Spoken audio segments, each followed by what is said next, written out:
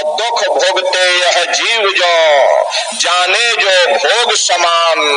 कहते भाई एक नरक नहीं, ऐसे वहां अनेकों अनेक नरक बने हुए, अलग अलग खोटे पाप कर्मों के वहां पर अलग अलग नरक बने हुए। ये जीव अपने अपने कर्म के अनुसार अनंतों अनंत युगों तक, वर्षों की बात नहीं कर रहे, अनंतों अनंत युगों तक जीव नरकों की यातनाएं भोगता रहता। और नरकों की यातनाएं भोगने के बाद में इन्हीं जीवात्माओं को सीधे मनुष्य शरीर नहीं दिया जाता, बल्कि इसे 4 खान 84 लाख योनियों में डाला जाता। जैसे बच्चा होता है, बच्चा पहले कक्षा 1 पास करेगा, फिर कक्षा 2 में जाएगा, ऐसे ही वहां पर पूरा चैनल बना हुआ। नरकों की यातनाएं भोगने के बाद में इन्हीं जीवात्माओं को 4 खान 84 लाख योनियों में डाला जाता। ये 4 खान 84 लाख योनियां ये कोई मामूली योनियां नहीं होती। 4 खान का मतलब होता है अंडज पिंडज उपमज स्थावर, ये 4 खाने हैं। पहली श्रेणी पेड़ पौधों की आती है जिनके अंदर पानी का तत्व मौजूद होता। कभी ये भी मनुष्य हुआ करते थे, लेकिन आज अपने कर्मों का भोग पा रहे एक जगह पर बेचारे खड़े हुए। दूसरी श्रेणी कीड़े और मकोड़ों की आती, जिनके अंदर पृथ्वी और अग्नि का तत्व मौजूद होता है।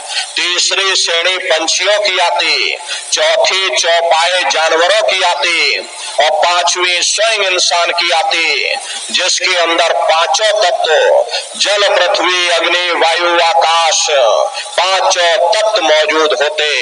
प्रेमी भाई बहनों, ये 4 खाने हैं, इनकी अलग अलग कुल 84 लाख योनियां होती हैं। अब आप पेड़ पौधों को देखिए तो नीम का पेड़ अलग है, आम का पेड़ अलग है, पीपल का पेड़ अलग है। ऐसे ही अलग अलग प्रजातियों के कीड़े मकोड़े, अलग अलग प्रजातियों के पशु पंछी, कुल मिलाकर 84 लाख योनियां। हम दुनिया के जीव अपने अपने कर्म के अनुसार नरकों की यातनाएं भोगने के बाद में इन्हीं 84 लाख योनियों में डाले जाते हैं। मामूली कष्ट नहीं होता। अरे हमको आपको गर्मी लग गई तो हम लोगों ने पंखा चला लिया, सर्दी लग गई कंबल रजाई ओढ़ लिया, भूख लग गई रोटी खा ली, बीमार हो गए अस्पतालों में चले गए, अपना अपना इलाज करवा लिया। लेकिन देखो उन जानवरों को, क्या गर्मी, क्या सर्दी, क्या बरसात, एक एक निवाले के लिए दर बदर ठोकरें खाते रहते। अरे किसी का हाथ कट गया, किसी का पैर कट गया, किसी को जीते जी काट डाला, मुर्गी की गर्दन मरोड़ डाली। बीमार बैलों की दुर्दशा देखो, मुंह से फसूका निकलता रहता, लेकिन टनों बोझा उनके ऊपर लाद दिया जाता, डंडा मार मार करके चलाया जाता। क्या उनको दर्द नहीं होता? अरे उनको भी दर्द होता, उनको भी तकलीफ होती, लेकिन वे बेचारे बेजुबान हैं, कुछ बोल नहीं पाते, कुछ बता नहीं पाते। हम लोगों के अंदर जुबान है, हम लोग बोल बता देते, वे सिर्फ रोते और चिल्लाते रहते। अरे कौन उनकी पुकार सुनने वाला, कौन उनकी दर्द भरी आवाज को सुनने वाला, कौन सी अदालत में वे बेचारे दरवाजा खटखटाएं, कौन मजिस्ट्रेट उनकी फरियाद को सुनेगा? अरे प्रेमी भाई बहनों, कोई सुनने वाला नहीं। अरे कई जन्म भय कीट पतंगा, कई जन्म भय मीन कुरंगा, कई जन्म पंखी सर्प होइयो, कई जन्म है वर वृक्ष जोइयो, मिल जगदीश मिलन की वरिया, और चिरंकार यह देश सजरिया। करोड़ों करोड़ युगों से हम लोग नरकों की यातनाएं भोगने के बाद फिर कभी कीड़े पतंगों की योनि में, कभी पेड़ पौधों की योनि में, तो कभी पशु और पंछियों की योनि में डाले जाते हैं। प्रेमी भाई बहनों, 84 लाख योनियों की सबसे जो आखिरी योनि होती है वो गाय और बैल की योनि होती है। गाय स्त्री का रूप लेती है और बैल पुरुष का रूप लेते हैं। ये 84 लाख योनियों की सबसे आखिरी योनि यानी कि अंतिम पायदान होता।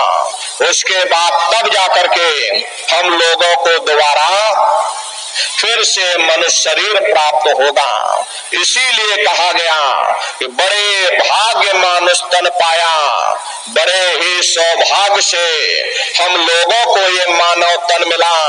बड़े से बड़े देवी देवता भी इस मानव तन को पाने के लिए तरसते हैं, क्योंकि इन 84 लाख योनियों से, उन नरकों से निकलने का केवल एक ही रास्ता है, वह केवल मनुष्य का शरीर है। इसी मनुष्य मंदिर में बैठ करके हम उस मालिक की भक्ति कर सकते हैं। इसीलिए संतों महात्माओं ने इस पंच भौतिक शरीर को सच्चा हरि मंदिर कहकर याद किया कि हरि मंदिर यह शरीर है और ज्ञान रतन प्रकट होए, इसलिए हरि मंदिर है। जब भी वो मालिक मिलेगा इसी हरि मंदिर के अंदर मिलेगा।